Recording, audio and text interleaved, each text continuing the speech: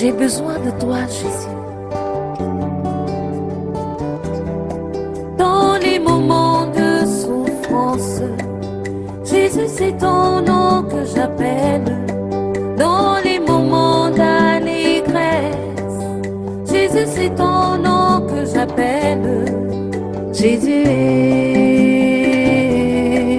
Jésus est, Jésus est, Jésus est.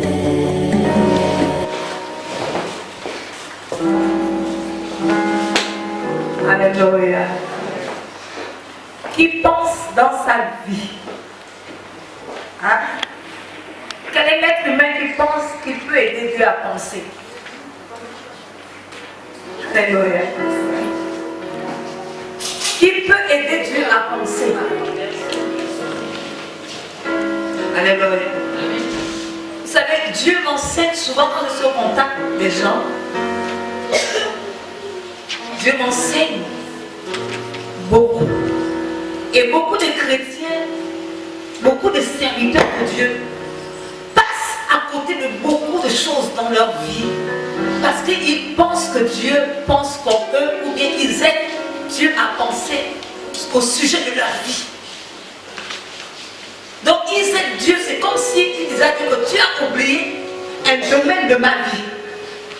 Bon, moi je vais t'aider à penser.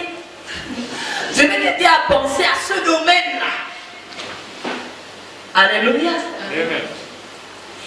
La Bible est là, comme je dis, notre Père spirituel, il nous dit tout est dans la Bible. Tout ce qui existe est dans la Bible. Il y a deux personnes, je parlais avec elles, je ne sais même plus qui. Des personnes, sinon trois personnes. Sur qui je ne ferai jamais un travail spirituel. Des personnes qui ne savent pas pardonner. Amen. Si tu ne sais pas pardonner, ça ne vaut la peine qu'on te fasse un travail spirituel. Amen. Alléluia. Amen. C'est pourquoi l'église est remplie des mêmes problèmes. Yes. Les mêmes chrétiens, le même chrétien là, il va d'église en église avec le même problème. Yes. C'est parce que le fondement n'est pas bon. Il y a le manque de pardon. Cette personne est remplie de haine et de rancœur. Et il va de pasteur en pasteur faire le travail spirituel, ça ne marchera jamais. Peu importe même si l'homme de Dieu crache le feu, le travail spirituel ne marchera jamais tant que tu as l'amertume au fond de toi. Tant que tu as le murmure au fond de toi. Ce travail spirituel, qui que tu sois bishop, archibishop, ou qui que ce soit, que tu sois un simple chrétien, si dans ta vie il y a des rejetons d'amertume, de haine, de colère, de manque de pardon, tu auras des problèmes dans ta vie. Et ta délivrance ne pourra jamais être totale. Alléluia. Jamais tu n'auras la véritable délivrance. Les problèmes, ça va partir, ça va pas prier. Un temps, ça va se calmer. Mais ça reviendra. Parce que le fondement de ce travail spirituel, ce n'est pas le pardon. Ce n'est pas l'amour. C'est pourquoi dans l'église, nous avons beaucoup de malades. Nous avons beaucoup de personnes, le même problème, le même démon s'accroche à toi. Parce que ce démon-là trouve en toi son collègue. Amen. Son collègue qu'on appelle la haine, l'amertume est dans son... Alors, il vient visiter son collègue. Il viendra visiter, tu ne pourras pas l'empêcher de visiter son collègue. Parce qu'il se visite. Alléluia. Amen. Donc ce genre de personnes-là, je ne peux pas faire le travail spirituel avec ces gens parce qu'il s'est fatigué. Il s'est même fatigué, mais finit mes paroles pour rien. Alléluia. Amen. Et il y a des personnes orgueilleuses. Alléluia. Des personnes orgueilleuses. Tu ne peux pas faire le travail spirituel avec quelqu'un qui est orgueilleux. Une personne orgueilleuse n'obtient pas la victoire, n'obtient pas la solution à son problème. Alléluia. Et nous allons parler de ce genre de personnes. C'est distrait. L'orgueil, c'est vraiment subtil. Tu ne peux pas savoir Mais ce langage a été employé par les serviteurs de Dieu qui étaient orgueilleux. Oui. Et notre Père spirituel a beaucoup combattu cela sur moi. Oui. Je pensais que. Qui n'a jamais dit ça? Je pensais, je me disais que. C'est la phrase des orgueilleux. Mais. Et je me reconnais. Je pensais. Le chef ne t'a pas donné l'ordre de faire telle ou telle chose, mais toi tu vas faire parce que tu pensais que ça devait faire plaisir au chef. Et quand le chef te dit que tu dis, je pensais que. Dieu ne travaille pas avec les gens qui pensent que. Dieu travaille avec les gens qui font ce qu'il dit. Amen. Alléluia. Amen. Oui, Dieu m'enseigne beaucoup. J'ai rencontré une servante de Dieu. Alléluia, je me suis posé la question, Seigneur, pourquoi les choses se sont passées comme ça? Alléluia. La première fois que je l'ai rencontrée, elle me dit, elle me fait sortir, je pensais que, je crois que, je sais que. J'ai dit, on va déjà avoir un problème. Quand tu vas rencontrer un docteur, tu vas à l'hôpital, tu dis, docteur, je sais que c'est le palud. Vous rentrez, vous vous asseyez, vous allez chez le docteur, docteur, j'ai des articulations qui me font mal, mais je sais que c'est le palud. Le docteur va vous dire, mais si tu sais, tu es venu faire quoi ici? 1 roi 19.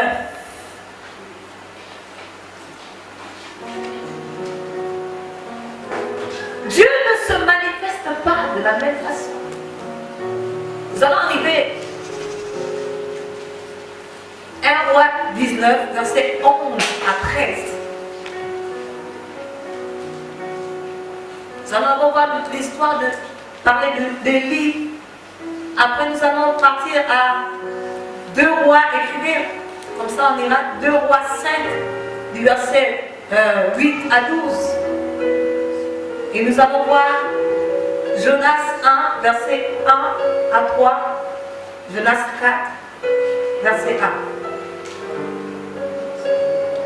Nous allons nous intéresser à ce grand prophète qu'on appelle Élie. Je ne dis pas qu'on appelait, je dis qu'on appelle Élie. Alléluia. Il est écrit dans 1 roi 19 à partir du verset 11. L'Éternel dit, sors et tiens-toi dans la montagne devant l'Éternel. Et voici l'Éternel passa. Et devant l'Éternel il y avait, et devant l'Éternel il y eut un vent fort et violent qui déchira les montagnes et brisa les rochers. L'Éternel n'était pas dans le vent. Et après le vent, ce fut un tremblement de terre. L'Éternel n'était pas dans le tremblement de terre. Et après le tremblement de terre, un feu. L'Éternel n'était pas dans le feu. Et après le feu, un murmure doux et léger. Alléluia. Nous voyons, cela nous amène, ce passage nous amène à dire que Dieu ne se manifeste pas de la même façon, comme il se manifeste d'habitude dans ta vie. Quand nous lisons l'histoire du prophète Élie, Dieu s'est toujours manifesté avec violence. Alléluia. Il s'est toujours manifesté. Le feu. Alléluia. Donc, le prophète Élie était habitué à ce que Dieu se manifeste en grand. Avant que Dieu se manifeste en court, il doit se faire, Dieu doit se faire savoir qu'il arrive. Alléluia. Il était habitué au feu. Dans cet enseignement, Dieu veut lui Je peux choisir aujourd'hui le feu, je change demain, c'est l'eau, après c'est la brise, après c'est le tremblement de terre. Je choisis de me manifester comme je veux. Dieu veut casser l'habitude. Ne soyons pas habitués à une manifestation de Dieu. Parce que le jour où il va se manifester autrement, tu ne vas pas comprendre et tu vas te perdre. Beaucoup de gens sont passés à côté de leur délivrance parce qu'ils venaient avec « je pensais que l'homme de Dieu devait faire comme ça ». Je raconte toujours mon témoignage. À chaque fois que les hommes de Dieu venaient ici, et à chaque fois que l'homme de Dieu priait pour moi, il me disait « tu es béni ». Tu es béni, ça m'énervait tellement d'entendre ce mot, tu es béni. Tu es béni, cette phrase, tu es béni. Ça m'énervait beaucoup. À un tel point que quand on faisait l'annonce, même je ne venais même pas devant. Je dis que là, l'homme de Dieu m'a encore dit, tu es béni. Jusqu'à ce que un homme de Dieu était revenu de l'Australie. Alléluia. J'ai cotisé pour faire l'offrande. Je dis que là, il va parler. Alléluia. Je me disais qu'en donnant cette offrande, il va parler. J'ai amené l'offrande. Je me suis mise à genoux. Les gens qui sortaient du bureau de l'homme de Dieu étaient contents. Ah, l'homme de Dieu, il a prophétisé, il a prophétisé. Quand j'arrive, il me dit, ma fille, mets-toi à genoux. Il commence à me parler de la personne. Je dis, oh, ça va tomber. Là, ça va tomber. Il me fait seulement ça, tu es béni. Je suis restée là, à genoux, essayant de réaliser ce qui se passe. J'ai dit, mais qu'est-ce qui se passe là? Je me suis levée déçue. Parce que moi, je pensais qu'en donnant l'offrande, Dieu devait parler autrement. Mais tu ne peux pas forcer Dieu à parler autrement. C'est de l'orgueil. On n'achète pas la prophétie. Et moi, je ne vais pas prophétiser. Je ne vais pas prophétiser sur toi ce que tu veux entendre parce que tu me donnes l'argent. Alléluia. Yes. Tous les hommes de Dieu que j'ai rencontrés, c'est bon, Seigneur, j'ai compris. C'est maintenant à moi d'analyser, décortiquer. Tu es béni là. Qu'est-ce qui est dedans? Alléluia. Je voulais que Dieu se manifeste. Pour moi, comme il se manifeste pour les autres. Je vois. Je vois. Alléluia. Je voulais que mon Père, ce Dieu, il libère comme il libère pour les autres. Mais tu es béni. Quoi, c'est frustrant, n'est-ce pas? Hein? Tu te sens même, tu dis, ah, peut-être que Dieu ne me voit pas. Dieu ne me voit pas, ne me voit pas clair. Peut-être que Dieu ne me voit pas clair. Dieu te voit bien clair. Mais il agit autrement. Alléluia. Amen. Il te voit clair. Dieu, je t'assure que Dieu te voit clair. Mais quand tu vas comprendre que Dieu ne pense pas comme toi tu penses, et ce que tu penses, ça c'est pas ce que Dieu pense. Et les plans que tu as tracés sont pas les plans que Dieu a tracés. Quand tu comprends ça, tu gagnes en temps.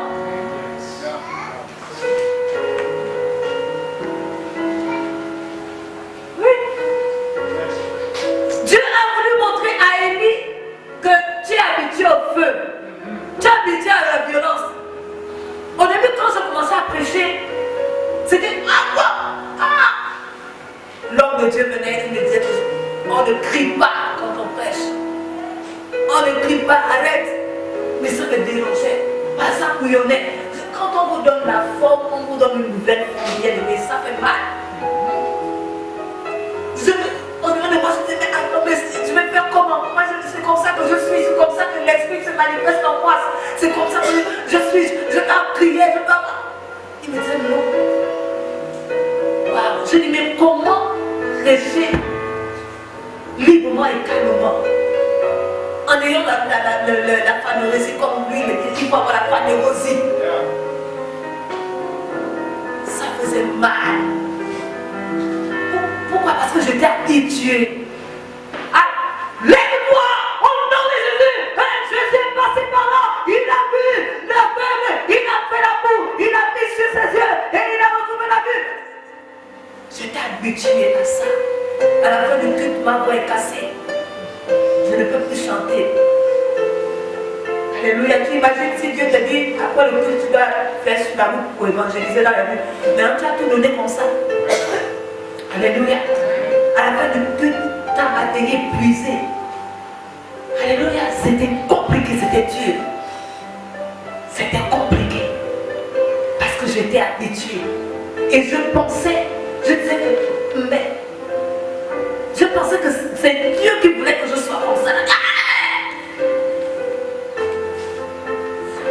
Mais aujourd'hui, je rends gloire à Dieu. Je rends gloire à Dieu. Alléluia. Que Dieu veut m'amener autrement. Parce que tu te trouveras certainement devant des assemblées qui ne sont pas. Amen, amen. Et tu vas venir faire. Ils vont te regarder le bœuf. Mais celle-là, elle est vraiment gentille, non? Alléluia. La Bible déclare que l'apôtre Paul disait qu'il s'adapte. Quand il est devant les gens, les nobles, il se comporte en noble. Quand il est devant les gens, la tête des cochons, là, il mange aussi, il est pareil. Alléluia. Mais ce temps d'adaptation, c'est compliqué de s'adapter. Le Dieu qui se manifeste autrement. Tu ne peux pas maîtriser la manifestation de Dieu dans ta vie. Tu ne peux pas.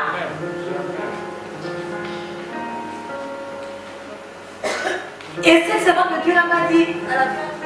Elle m'a dit, moi je pensais, quand je suis venue vers toi, je pensais qu'il y aurait une déclaration prophétique. Je pensais que tu devais faire un travail. Je pensais qu'elle avait déjà une idée, comme elle a l'habitude de faire. Et comme elle fait aux autres, ça marche. Elle se dit que Dieu va faire de la même façon avec elle. Or que dans le fond, Dieu doit avoir brisé l'orgueil. Yes. Le je pensais.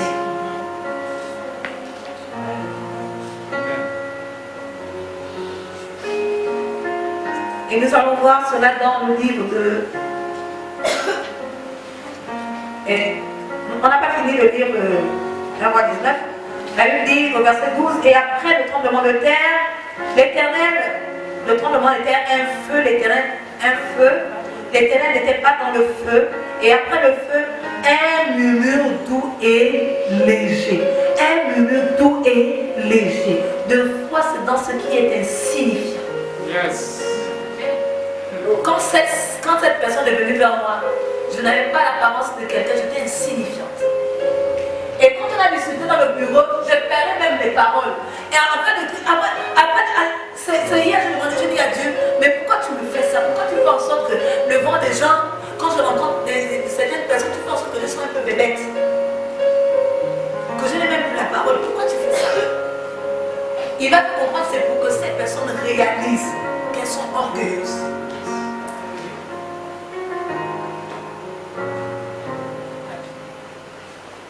Quand tu comprendras que Dieu peut utiliser quelque chose qui est méprisable.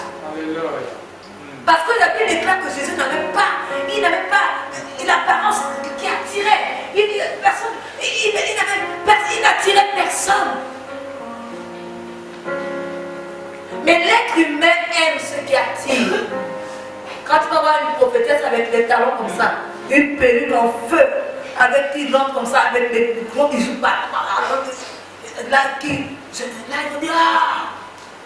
Mais si tu vois simplement avec le cabas, simplement, non, il dit non, celle-là n'a pas Dieu. Alléluia. Mais la Bible montre et démontre, et Dieu démontre qu'il utilise des choses saintes. Yes. Amen. Nous sommes dans les temps où Dieu utilise des choses viles pour confondre les sages. Amen. Amen. Oui. Quand on lisant la Bible, que j'ai appris que Jésus n'est pas là à l'école. Est-ce que vous savez ça? La Bible dit que les sacrificateurs disent que comment lui qui n'a point étudié, qui n'est point allé à l'école, Comment il peut enseigner comme ça, lui qui n'est pas allé à l'école? Hein? Quand il grandissait, il était avec son père Joseph en tout de faire les charpentier. Et c'est pourquoi lorsqu'il enseignait, j'ai lu ça dans la Bible, j'ai dit, oh donc Jésus n'est pas là à l'école. Waouh! Des chocs. La Bible dit que les principaux sacrificateurs, ceux qui ont fait des longues études, comment est-ce qu'il peut enseigner comme ça, lui qui n'est point allé à l'école? Parce que s'il était allé à l'école, on aurait dit qu'il est intelligent, il a acquis ça parce qu'il a fait des longues études. Mais Dieu prouve toujours qu'il prend ce qui est méprisable, ce que l'homme estime ne pas être important, inutile, pour en faire sa gloire. C'est pourquoi il nous montre à Élie qu'arrête, il y a aussi la douceur. Moi aussi je fais des dégâts dans la douceur. Yes. Ne me limite pas au feu. Ne me limite pas au tremblement de terre. Ne me limite pas, je ne sais pas, au tonnerre. Même dans le silence, je fais des dégâts. Alléluia. Amen. Alléluia. Amen. Donc sache que Dieu a beaucoup de systèmes. Amen. Même si un jour Dieu te fait passer 3 jours sans parler, il faut savoir que pendant les 3 jours de silence là, comme Jésus-Christ dans le tombeau, pendant 3 jours là, est-ce qu'on avait entendu quelque chose? C'était un silence. Mais dans le silence qu'il était dans le tombeau là, il a fait un dégât qui va de génération en génération. Amen. Un dégât éternel. Jésus avait un dégât éternel dans ces 3 jours de silence. Alléluia. Amen. Nous allons prendre la parole de Dieu dans 2 Rois.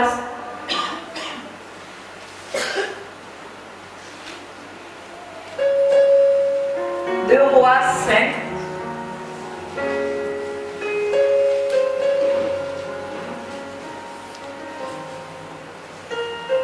Deux Rois 5 à partir du verset 8. Nous voyons que c'est l'histoire de Naaman le Syrien. Il était riche. Il était à côté du roi, n'est-ce pas? Il était orgueilleux, suffisant. Alléluia. Ne viens pas dans la présence de Dieu avec ta suffisance. Qui que tu sois. Ne rencontre pas un autre serviteur de Dieu en pensant que tu as l'onction au-dessus de ce serviteur de Dieu. Alléluia. Amen. Yes. Alléluia. L'apôtre Paul n'a jamais dit qu'il était plus grand que l'apôtre Pierre. Ou bien l'apôtre Pierre n'a jamais dit à l'apôtre Paul que moi je suis au-dessus de toi. C'est à moi qu'on a dit que Pierre, tu es Pierre. Sur toi je bâtis mon église. Regardez l'humilité de l'apôtre Paul. Moi j'aime cet apôtre. Il se considère comme le moindre. Et pourtant c'est lui qui a beaucoup travaillé. Il a beaucoup enseigné. Il a beaucoup formé des fils spirituels. Mais il se considérait comme le moindre. Il se considérait comme l'indigne de tous les apôtres. Mais nous ici, nos jours là, quand tu rentres là, parmi les autres serviteurs, tu vois que tu es plusieurs. Ta pointinine, ça, tu rentres là, c'est que tu veux scandaliser les autres serviteurs de Dieu. Non. Non. Naaman est arrivé. La Bible dit qu'il a donné ses trésors. Il a donné son orgueil. Il a dit, je vais acheter la bénédiction. On n'achète pas la bénédiction.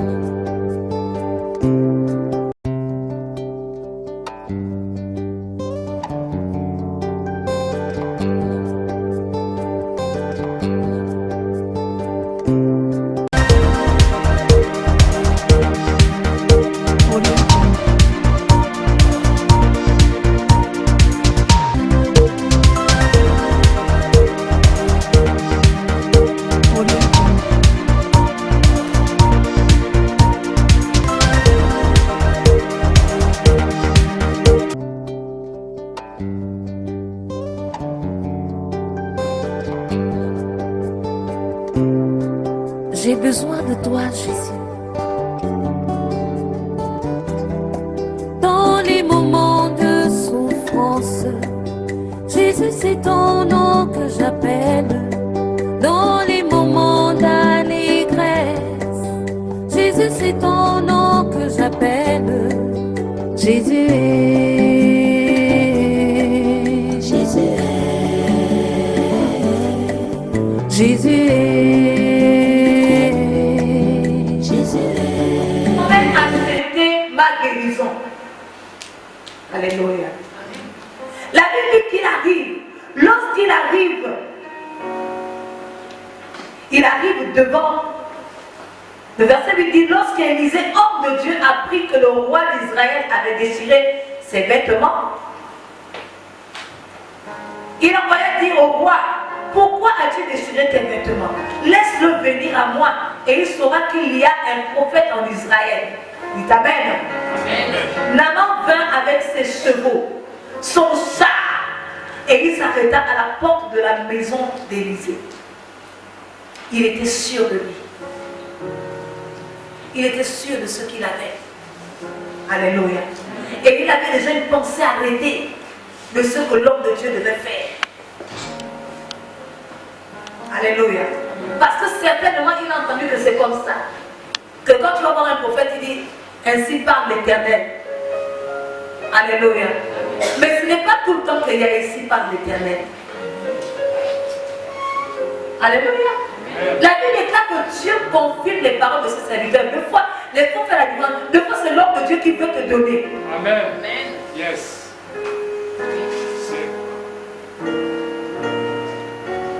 Là, c'est le serviteur de Dieu. C'est Élisée qui s'est engagé lui-même. Il a dit au roi que dites venir, dites à Naaman de venir. Comme ça, il saura qu'il y a un prophète.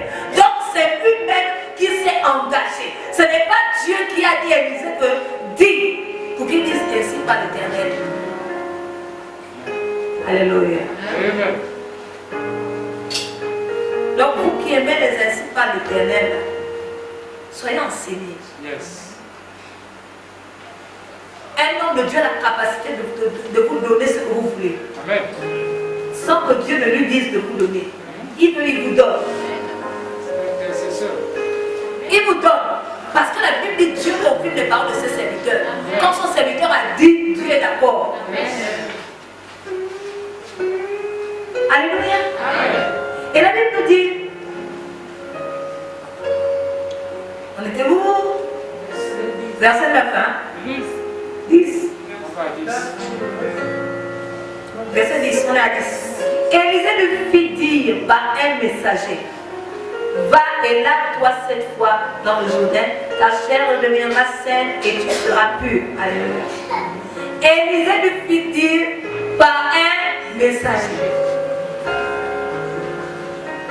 Il n'y a pas ainsi parle les... Parce que ce n'était pas l'histoire de Dieu, ce n'était pas l'histoire de l'Éternel. Alléluia. Tu peux venir voir ton pasteur et c'est ton pasteur qui te donne. Le problème c'est que nous avons la démangeaison d'entendre ainsi par l'Éternel. Parce que nous sommes assoiffés à ce que d'entendre. Et ça fait en sorte que le peuple rend les hommes de Dieu menteurs. Oui. Le serviteur de Dieu va devenir menteur. Pourquoi? Parce que, va dire ainsi par l'Éternel. Pourquoi? Parce que toi tu veux entendre ainsi, toi tu ne crois que si on dit ainsi par l'Éternel. Et c'est la même chose que Naaman dans son orgueil. Alléluia. La Bible dit que l'homme de Dieu a envoyé un messager. La Bible dit au verset 11, Naaman fut irrité et il s'en alla en disant, voici, je me disais,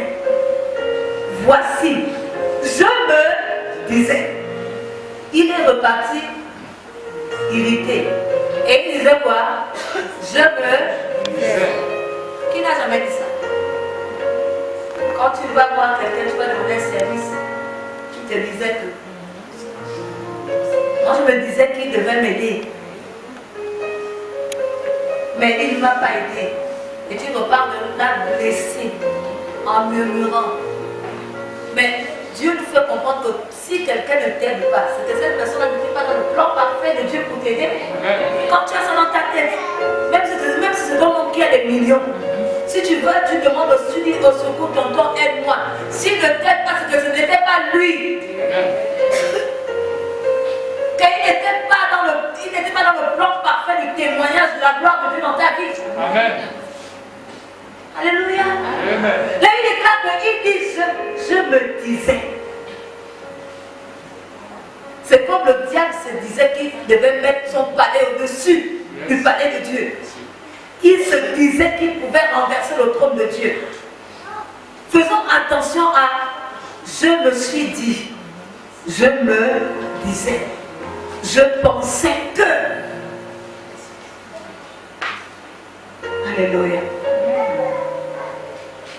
La Bible nous dit qu'il s'en alla irrité. Il dit, je me disais, il sortira vers moi, il se présentera lui-même. Donc, lui, il avait déjà dans sa tête comment Dieu doit agir dans sa vie. Que moi, je me disais que quand je viens à l'église, la bergère devait me voir. Comment je suis arrivée là, parce que je suis venue me préparer depuis chez moi. Le pasteur doit me voir.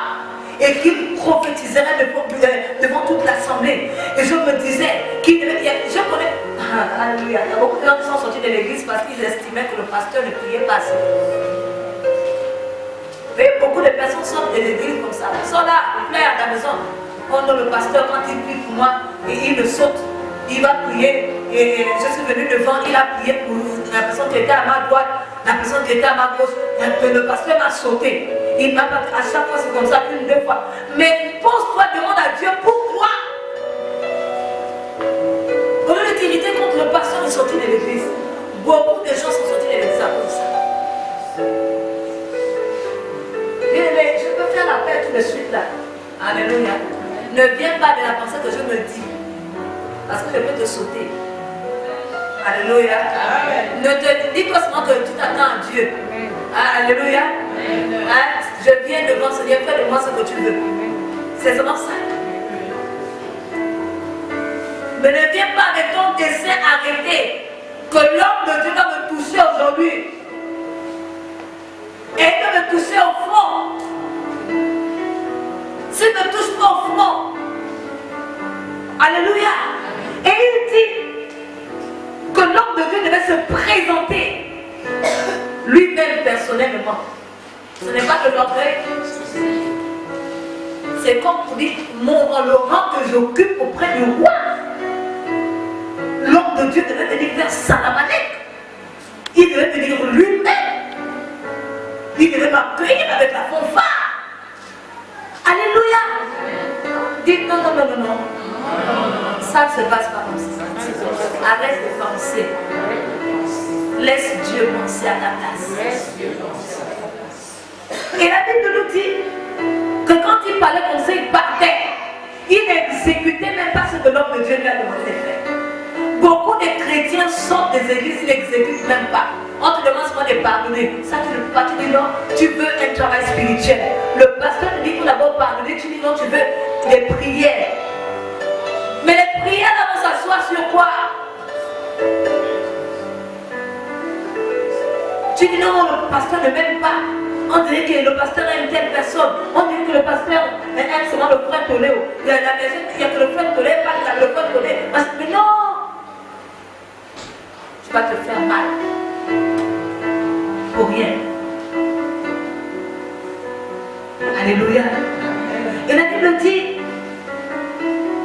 il invoquera le nom de l'Éternel, son Dieu, et il agitera sa main sur la place et guérira le lépreux. Alléluia. Il a tout prévu, les faits et gestes de l'homme de Dieu. Jusqu'à ce que l'homme de Dieu va agiter sa main. Mais il est fort, hein? Vous allez que non, il devait invoquer Dieu et il devait agiter sa main.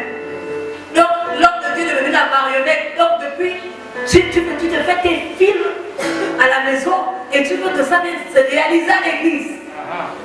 Donc tu es devenu quoi? Réalisateur. Hein? Donc le pasteur doit venir, tu te dis non, voici, Adi arrête ça. Ça c'est le vampire. Il n'y a pas de ça. Je peux dire que je vais prier pour toi aujourd'hui. Je dis, laisse-moi mon bien, saute 5 fois. Tu sautes, après tu dis pas. Ouais.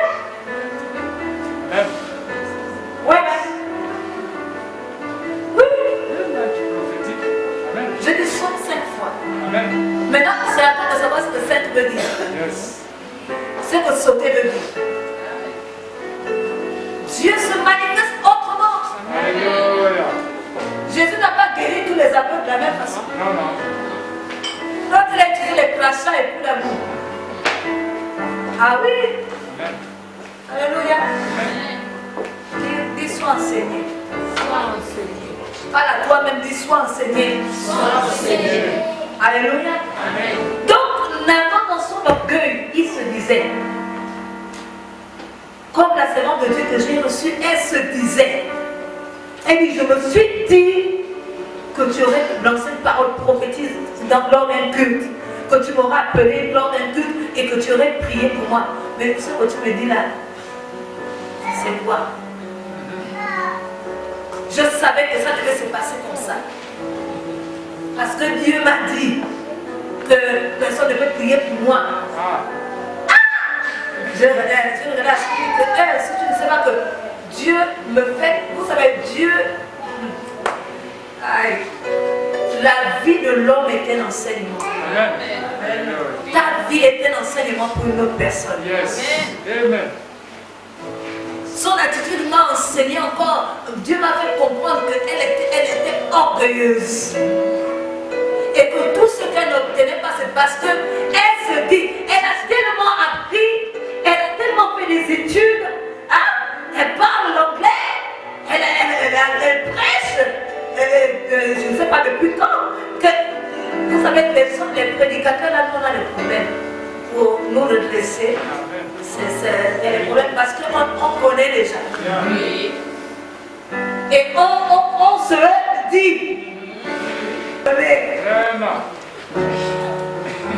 Donc nous sommes forts. Tu as commencé à dessiner, tu as l'idée du dessin. Mais tu n'as même pas fini. Tu as déjà, tu commences à faire la tête, le dessin sort. Vous te dites que non, fais comme ça. Fais comme ça. Ah, nous sommes extraordinaires. On est Dieu à classer notre vie. Dieu qui connaît l'avenir. Mais quand tu es l'opposé, il connaît l'avenir. Il veut tracer ton avenir de gloire en gloire. Mais toi, tu sors. Tu dis à Dieu que bon. Non, pour ce que je ressens en présent, là, je pense que mon avenir, tu dois guider ça comme ça. Parce que les persécutions que j'ai maintenant au présent, là, il faut faire passer ça. Je pense que si, Seigneur, si tu t'inclines un peu à gauche, là, ça ira mieux devant. Ah! Le dessin qui sort. Le dessin inachevé. Tu es un dessin inachevé, mais tu sors du tableau pour dire au dessinateur que bon, tu n'es pas d'accord. La couleur, tu m'as mis les cheveux crépus, je ne suis pas d'accord. Combien de fois nous on a dit, mais Seigneur, pourquoi tu n'as pas donné tout le monde les cheveux comme ça? Comment tu nous donnes les cheveux aussi crépus, casse les peines? Combien de fois on a contesté? Alléluia, c'est pourquoi on frise les cheveux. Alléluia. Fais passer le pain, n'est-ce pas? Ouais. C'est pourquoi on fait ça? Parce qu'on dit à Dieu que non, Seigneur, là il y a de l'injustice. Combien de peines j'ai cassées? Je dois pleurer pour payer mes cheveux. Il faut inventer des produits, il faut mettre quoi pour payer, il faut mouiller. Pour que ça soit quand même un peu mou. Alléluia. Combien de fois le dessin a contesté, le dessin inachevé, il est inachevé, a contesté contre le dessinateur. Pour dit non, je sors un peu pour voir comment tu vas dessiner. Et même là, tu ne peux pas. Il dit bon, je sors. Il sort du dessin pour voir comment Dieu l'a dessiné. Dites, nous sommes trop forts. Donc voici ce dernier qui pensait que il avait déjà fait ses dessins. Que non, l'homme de Dieu doit faire comme ça. Il doit agiter sa main comme ça. Il doit faire comme ça, il doit faire comme ça. Mais tu ne peux pas guider un homme de Dieu. Si un homme de Dieu est guidé par toi, c'est que ce n'est plus un homme de Dieu. Parce qu'on ne peut pas guider un homme de Dieu. C'est pas possible, même si tu as même ton argent. Alléluia. Amen. Amen. C'est pourquoi moi j'aime Michel. Alléluia. Yes, yes. Michel. Tu as même ton argent, c'est bien. Je vais prendre, je vais te dire la vérité. Oui. Je vais prendre. Amen, je vais prendre, je vais te dire ce qui est fait. Alléluia. Amen. Oh, Michel. Amen. Parce que tu ne peux pas contrôler Dieu. Amen. Et la Bible nous dit, il a commencé à insulter les fleuves de Damas, l'Abana et le Barbare. Ne va-t-il pas mieux que tous les eaux d'Israël? Ne pourrais-je pas m'y laver et devenir pur? Et il s'en retournait et battait avec fureur. Il a pensé à lui.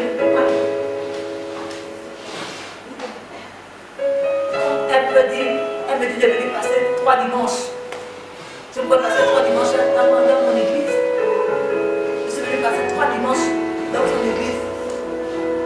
La parole là, comme elle me l'a dit elle-même, oh, il y a beaucoup de paroles que tu as prêchées, que j'avais déjà prêché. Alléluia. J'avais déjà prêché. Ouais. Ouais. Seigneur, merci. Alléluia. Non. Même lorsque les médecins, lorsqu'un médecin va en consultation, il dit qu'il est médecin. Il laisse son collègue en face faire son travail. Amen. Mais les serviteurs de Dieu, même s'il sait que le symptôme, même s'il sait que là, c'est la tension, mais il veut que son collègue confirme que ça, sans dire non, que moi je suis médecin. Moi je sens un peu les fourmillements dans les bois et dans les pieds, je sens un peu, je pense que ce collègue c'est la tension. Non, il dit non, il dit les symptômes. Il dit j'ai ça, je vois votre père spirituel quand n'importe quel médecin, quand il va à l'hôpital, il ne dit pas qu'il est médecin. Non, on le traite bien. C'est après que il décrit sa profession, qu'il est médecin aussi. Il dit oh mais docteur, mais pourquoi vous n'avez pas dit ça depuis? Non. Mais c'est nous les hommes de Dieu là. Quand on arrive là, oh je suis là.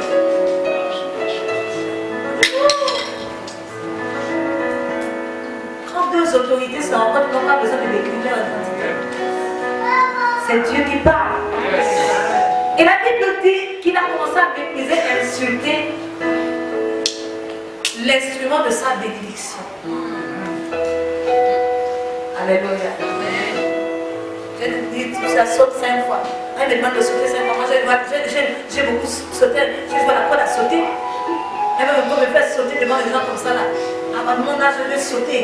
Hein? Alléluia.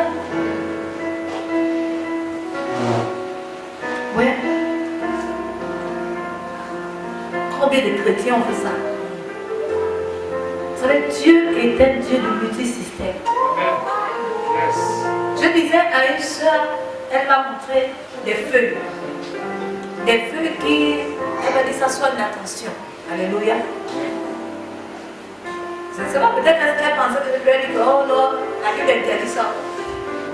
Non. Quand vous lisez Apocalypse, la Bible dit, quand Christ reviendra, que nous allons venir avec Christ là, lisez Apocalypse. La Bible dit que tous ceux qui seront malades, il y aura un arbre planté. Un arbre planté. Et tous ceux qui seront malades, ils viendront. ils vont se prendre les feuilles de cet arbre, ils vont manger et ils seront guéris, quelle que soit la maladie. Il faut lire la parole. Je n'invente rien. Il faut aller lire. Je ne te dis pas où c'est. Va chercher. Parce que toi, tu as souvent des morceaux, des versets que tu entends souvent. Tu ne veux pas lire toute la Bible. Tu veux souvent dire, oh là là, c'est où c'est? Dans quel livre? Quel verset? Tu vas souvent lire le verset là quand tu fais la Bible. Tu ne cherches pas à lire toute la Bible. Va lire tout Apocalypse. Tu vas trouver ça dedans. Dis Amen. Amen. Tu trouves que c'est mieux, hein? Alléluia. Oui.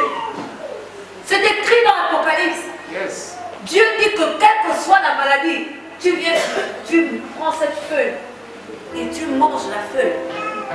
Donc, quelqu'un qui utilise la feuille pour guérir du palu, c'est pas un péché. C'est pas un péché. Amen. Alléluia.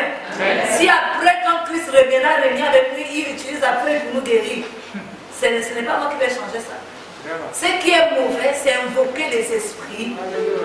Invoquer les esprits de la forêt. Yes. Invoquer les morts.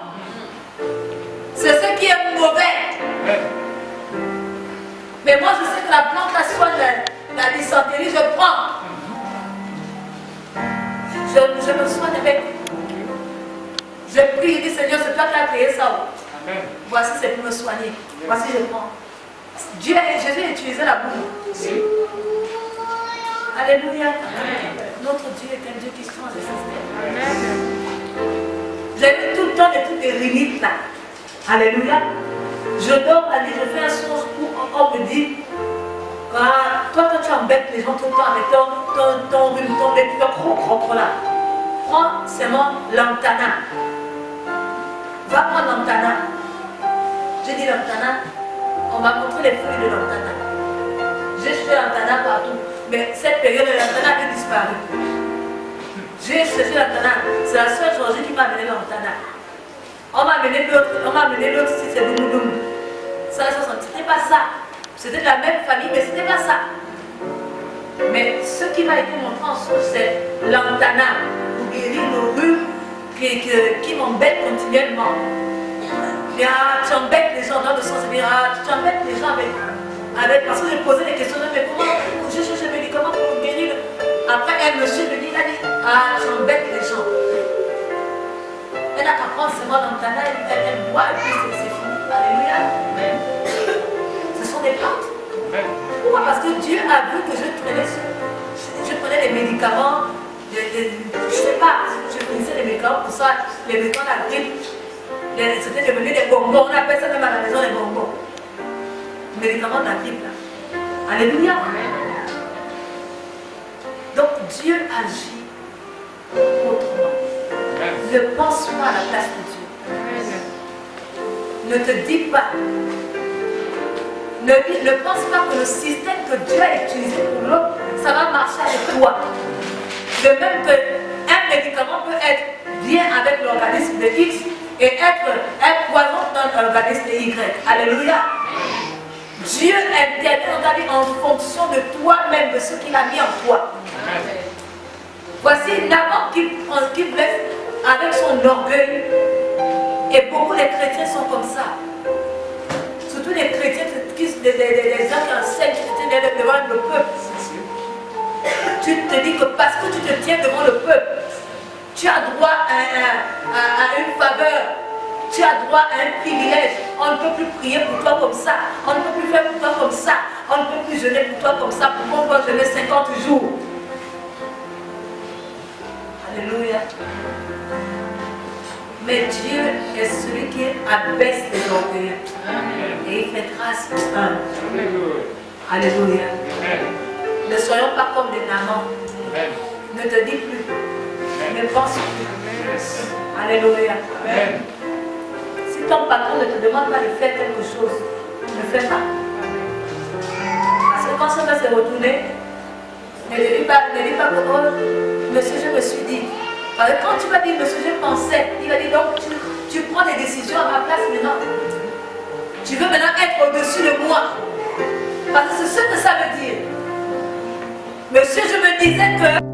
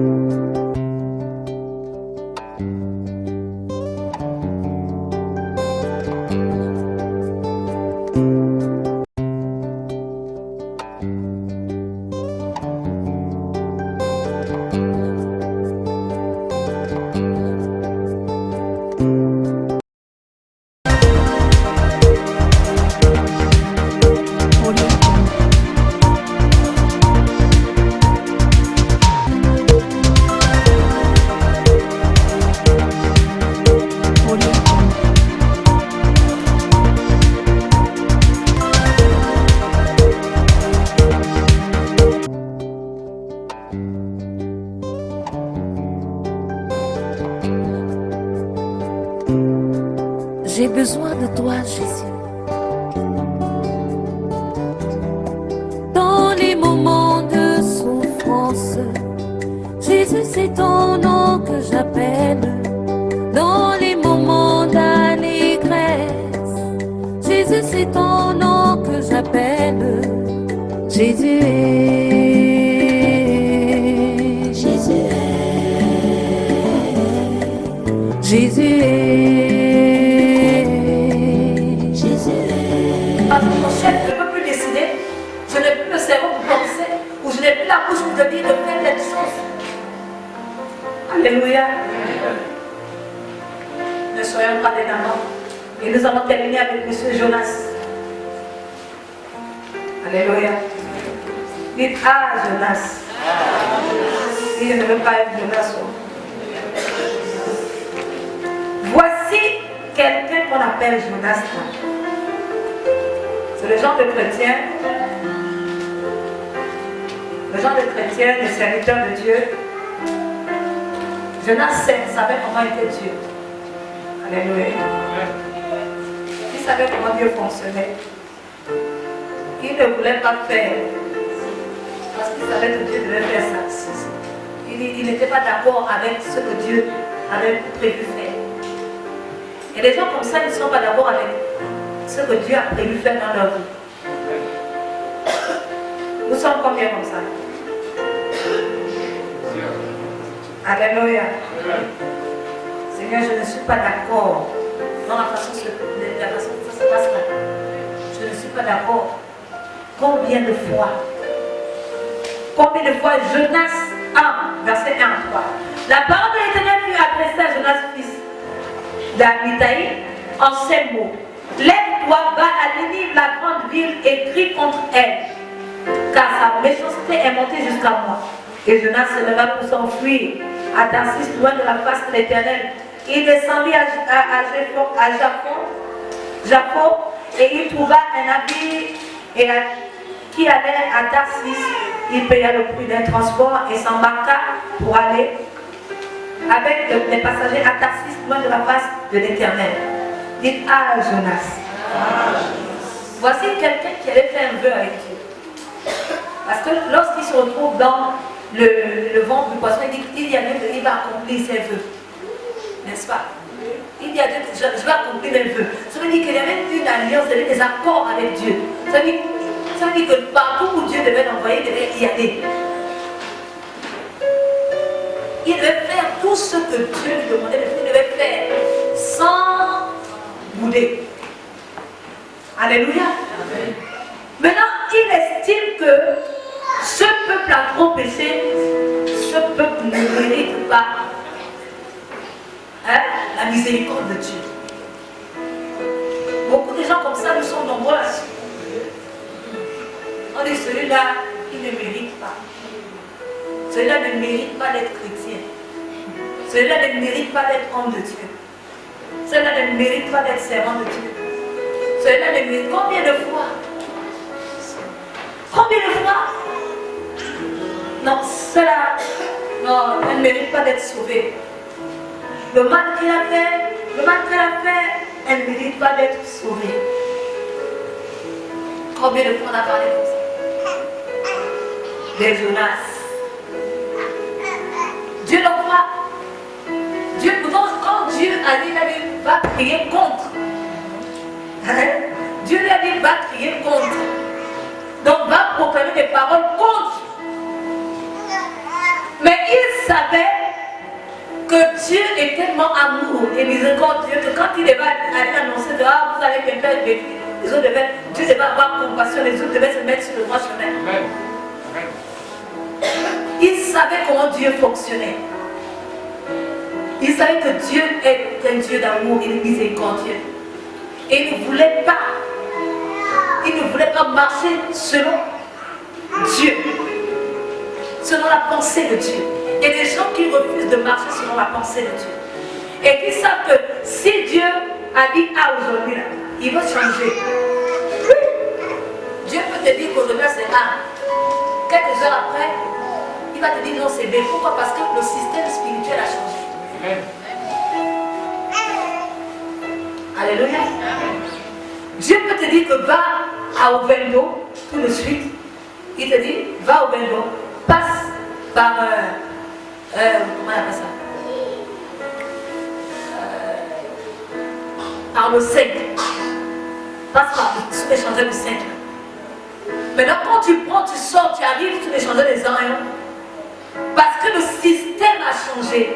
Parce qu'il y a quelque chose qui est sous le pont de 5. Il va te dire, non, ne passe plus par là. Passe maintenant par la voie express, passe par le bord de mer. Et tu vas directement atterrir. Il te fait changer de direction. Mais le problème, c'est que nous ne comprenons pas pourquoi. Dieu peut te dire, ah, aujourd'hui. Mais donc, comme le système spirituel, comme l'ennemi a connaissance de ce qui a été dit, et qu'il y a déjà des pièges devant, il change le système. Alors toi, laisse-toi faire. Il y a des gens comme des Jonas qui refusent de changer le système. Ils veulent que Dieu reste dans le système de la condamnation. Dans le système du jugement, ils refusent. Alléluia. Ils savent que s'ils font comme ça, Dieu va changer le système. On sait que si je veux parler à la soeur va se repentir. Et puis Dieu va bénir la soeur. Et la soeur sera bénie avant moi. Non, non, non, Seigneur, ne parle pas. Ne parle de toi-même. Tu es Dieu, non, tu es souverain. Va, révèle-toi dans ces songes. Alléluia. Combien de fois? Mais à pas. Oui, je suis coupable. Combien de fois je dis, Seigneur, va toi-même parler au frère Tony. Seigneur, va toi-même parler à la soeur, la l'ancienne Marisa. Seigneur, va toi, quand je vais parler, va toi-même. Combien de fois je me suis désengagée? J'ai été les Jonas. Combien de fois? Toi tu vois, mais tu dis que non, ah, on va encore, sinon on va te traiter de... Tu ne peux pas aller parler à la soeur. Hein? Parce que sinon on va te rendre dans le plan parfait de Dieu. Exécute le plan de Dieu. Et la Bible nous dit au verset 4, au chapitre 4, ce que Jonas va dire. Lorsque Dieu, il dit, chapitre 4, cela n'est plus fort à Jonas et fut irrité. Il implora l'Éternel et dit, ah Éternel, n'est-ce pas ce que je disais quand j'étais encore dans mon pays? C'est ce que je voulais prévenir en fuyant en Tarsis. Car je savais que tu es un Dieu compatissant et miséricordieux, lent à la colère et riche en bonté, et qui te répand du mal. Parce que Dieu a sauvé, et le peuple s'est remonté, il dit que c'est ce que je disais. Il dit à Dieu que c'est ce que moi je disais quand j'étais encore là-bas. C'est pourquoi je ne voulais pas. Combien de fois les chrétiens nous sommes devenus méchants? C'est de la méchanceté. Alléluia. Combien de fois tu refuses de prier pour celui qui fait la sorcellerie dans ta famille? Parce que tu estimes qu'il n'est pas sauvable. Alléluia. Combien? Dis aïe. Dis aïe. Combien tu refuses de prier pour le président de la République gabonaise parce que tu estimes qu'il est condamnable, qu'il n'est pas sauvable par Dieu? Combien de fois tu refuses la miséricorde de Dieu sur sa vie? Mais sache que Jonas en est mort. Oui, Jonas était mort.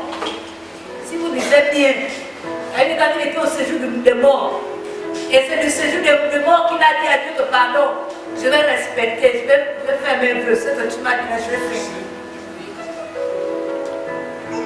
C'est pourquoi l'église, ça va choquer, c'est pourquoi l'église a beaucoup de malades, beaucoup de morts dans l'église. Pourquoi? Parce que nous sommes des Jonas. L'église aujourd'hui, c'est l'église, on va les Jonasiens. L'église jonasienne, Jonasio, des Jonasieux et des Jonasiates. On veut tellement, on refuse la miséricorde jugement de Dieu sur les autres. On ne prie plus pour les autorités. Et si on prie, c'est pour les renverser. On ne prie plus pour ceux qu'on estime être des méchants dans notre famille. Ah! Mais Jonas en est mort. Je refuse de mourir pour quelqu'un. Et bêtement comme ça. Je refuse, Seigneur, pardon. Donne-moi la force et la capacité de prier pour ceux qui me haïssent. Amen. Pour ceux qui me font du mal. Donne-moi cette force et cette capacité de les aimer. Alléluia. Je ne vais pas finir comme Jonas. Oui. C'était dans le plan de Dieu. Ne cherche pas à changer le plan de Dieu. Jonas a voulu changer le plan de Dieu. Ne change pas le plan de Dieu. Alléluia. Voici la parole que Dieu a mise dans mon cœur. Voici la parole que Dieu a mise dans mon cœur. Pour moi-même. C'est pour moi seul. Ce n'est pas pour la soeur de Dieu. C'est pour moi. C'est pour moi, c'est pas pour le frère Franck, c'est pour moi que Dieu a envoyé cette parole. Parce que Dieu veut briser l'orgueil. Que nous puissions rentrer, nous qui prêchons déjà l'évangile, nous qui connaissons déjà la parole, nous qui sommes là, qui sommes enfants de Dieu, nous bloquons nos bénédictions.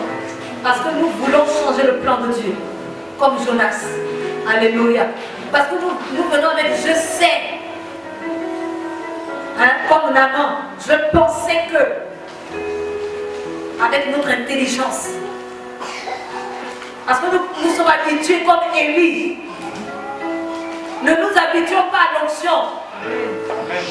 Ne t'habitue pas. Alléluia. Parce que quand tu es habitué, quand tu es déjà dans la familiarité, il n'y a plus de puissance. Alléluia. La familiarité tue l'onction. C'est comme quand tu es familier à un antibiotique, ton organisme est déjà habitué à l'antibiotique là. Si tu as l'infection, ça ne fera rien, tu vas mourir. Oui, l'organisme s'est habitué à ce médicament. Et ce médicament, l'augmenter n'a plus d'effet sur toi. Or, c'est un antibiotique puissant. Sans être puissant. Parce que seul Christ est puissant. C'est un antibiotique fort. Mais tu as tellement pris ça que ton organisme est habitué. Maintenant, quand tu vas avoir l'infection, quand on va te prescrire ça là-bas à l'hôpital, ça ne fera rien. Et tu risques la mort. On va devoir te donner encore un antibiotique qui peut te détruire les organes. Oui. Alléluia. Donc ne soyons pas habitués à la parole de Dieu. Ne soyons pas habitués à l'onction de Dieu. Alléluia. Quand je dis habitué, ça veut dire ne soyons pas familiers avec cette onction. Alléluia. Quand quelqu'un est familier, il n'attend plus rien. Tu n'attends plus rien, tu es comme ça, tu viens. Ne viens pas à l'église comme quelqu'un qui vient seulement à l'église comme ça. Sinon tu n'auras rien. Et ne viens pas à l'église en disant que tu penses que, je pense que. C'est comme ça que non. Viens à l'église comme un enfant. Comme un enfant. Vous savez, ce bébé-là, elle ne pense pas. Elle est là. Elle est venue, elle sait que si elle sait même rien. C'est le parent qui sait ce dont elle a besoin. Hein? Même un bébé qui dit, moi j'ai besoin de ça. Non. Alléluia. Quand il pleure beaucoup, nos parents imaginent, les parents disent, c'est tellement la couche est pleine, c'est tellement elle doit avoir des coliques, c'est tellement elle doit avoir ceci, c'est le parent, c'est Dieu. Laisse Dieu sentir ce qui ne va pas dans ta vie. Laisse Dieu dire certainement, ça doit être tel problème. Laisse Dieu, ne va pas les diagnostics toi-même. Alléluia.